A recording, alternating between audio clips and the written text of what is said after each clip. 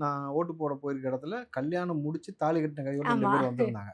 ம். ஸோ இந்த மாரி எல்லாம் அந்த தாலி கட்டினதோட வந்த பையனும் என்னைய பார்த்தோன, "அண்ணே போட்டேன் டிவிக்கே தான்" அப்படின்ட்டு போறான்.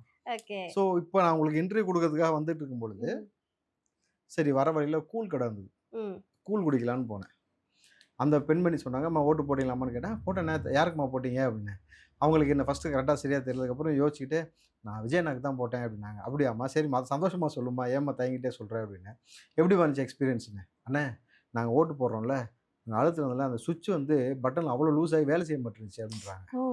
அவ்வளோ பேரும் அதில மட்டும் தான் அழுத்திருக்காங்க.